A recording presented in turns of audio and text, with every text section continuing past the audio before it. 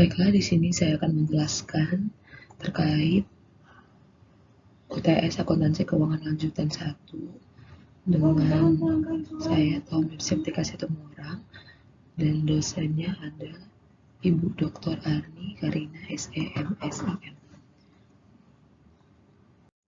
Untuk soal pertama, yang pertama kita lakukan adalah menghitung nilai wajar aktiva bersih yang diakuisisi dengan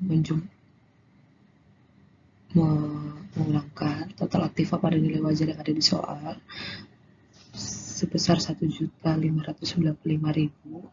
dan total liabilitas pada nilai wajar adalah 275.000. Maka nilai wajar aktiva bersih adalah 1.595.000 dikurang 275.000. Hitung imbalan yang dialihkan.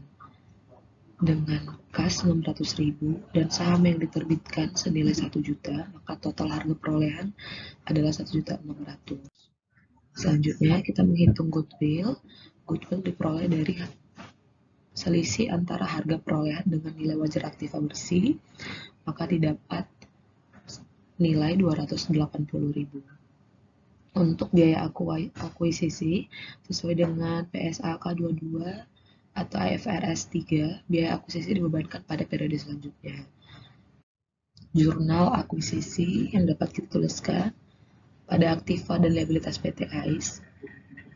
Di debit ada kas senilai 60.000, piutang bersih 140.000, persediaan 275.000, tanah 100.000, bangunan 600.000, peralatan 350.000, paten 70.000, goodwill 280.000, lalu di kredit ada utang dagang 80.000, utang wesel 135.000, liabilitas lain 60.000, kas 600.000 dan modal saham 1 juta.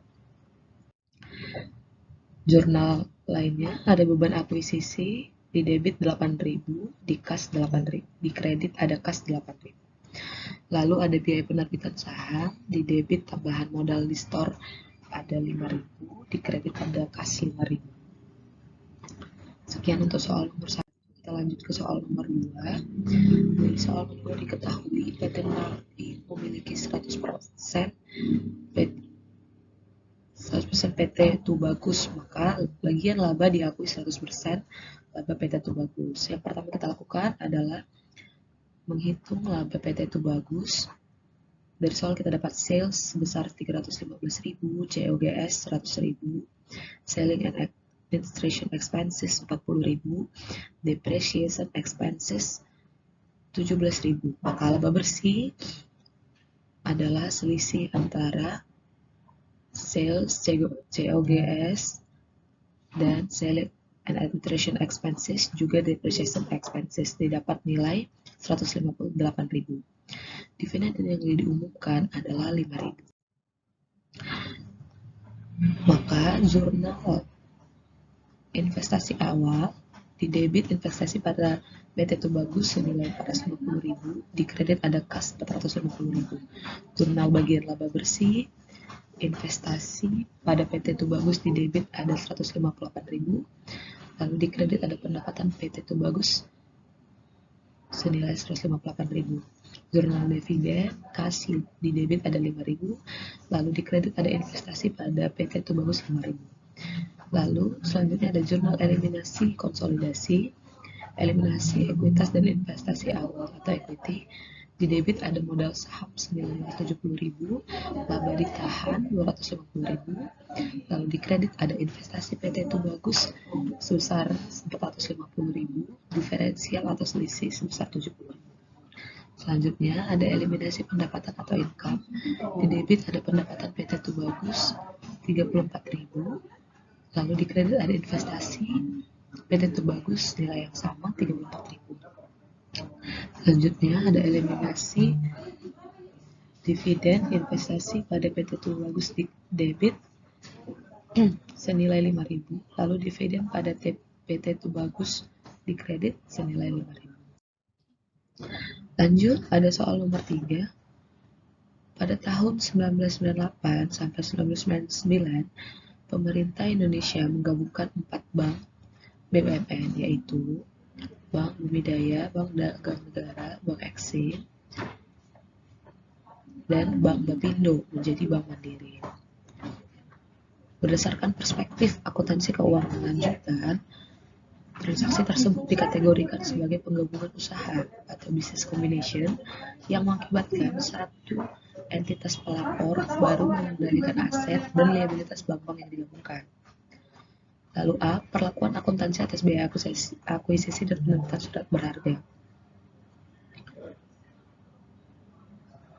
Merujuk pada PSAK 22, biaya-biaya yang timbul untuk jasa konsultan, appraisal, legal, audit, dan biaya profesional lainnya tidak dikapitalisasi sebagai bagian dari harga perolehan akuisisi, melainkan dibebankan pada periode terjadinya, di mana jurnalnya beban akuisisi pada debit, lalu dikredit ada kas atau utang.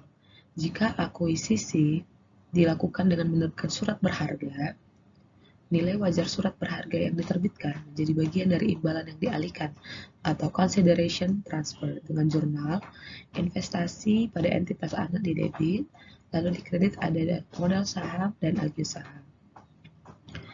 Biaya penerbitan saham tidak tercatat sebagai beban, melainkan mengurangi tambahan modal store atau agio saham, di mana jurnalnya agio saham di debit, lalu ada kas di kredit.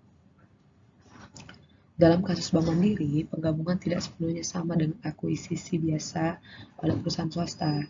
Namun, secara konsep, perlakuan akuntansinya mengikuti prinsip penggabungan usaha. Lalu, bagaimana perhitungan dan penyajian goodwill? Goodwill merupakan harga perolehan dikurangi dengan nilai wajar aset. Bersih, teridentifikasi. Goodwill disajikan pada kelompok aset tidak berwujud atau intangible asset. Pada laporan posisi keuangan konsolidasikan, goodwill tidak diamortisasi, tapi setiap tahun dilakukan pengujian penurunan nilai atau impairment test dengan jurnal rugi penurunan nilai goodwill di debit, lalu ada goodwill di kredit. Yang C, apakah Bank Mandiri menggunakan metode ekuitas atau metode biaya? Bank Mandiri memperoleh pengendalian atau kontrol atas seluruh aset dan liabilitas bank yang digabungkan atas bank tersebut. Metode biaya digunakan apabila investasi dicatat sebesar harga di perolehan dan dividen diakui sebagai pendapatan. Metode ekuitas digunakan apabila investor memiliki pengaruh signifikan di mana 20 atau 50% dari nilai investasi, tapi karena Bank Mandiri menguasai 100% entitas yang digabungkan, maka konsep yang tepat adalah akuisisi dengan konsolidasi penuh atau full consolidation. Selanjutnya, pengaruh bank yang signifikan antara 4 bank tersebut. Merujuk pada teori akuntansi, pengaruh signifikan atau significant influence biasanya muncul ketika investor memiliki kepemilikan sekitar 20-50% saham. Kasus Bank Mandiri, tidak ada satu bank pun yang hanya memiliki pengaruh signifikan terhadap bank lainnya.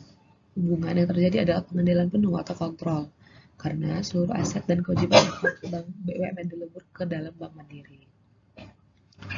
Metode ekuitas tidak menjadi fokus utama dalam kasus ini, melainkan metode akuisisi dan konsolidasi.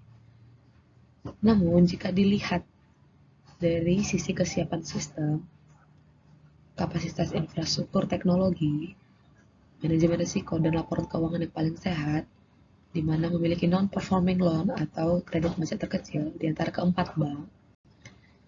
Pada saat itu, Bank Ekspor-Impor Indonesia atau Bank Eksim dianggap memiliki pengaruh operasional yang paling dominan dan signifikan. Sekian penjelasan UTS saya kali ini. Terima kasih.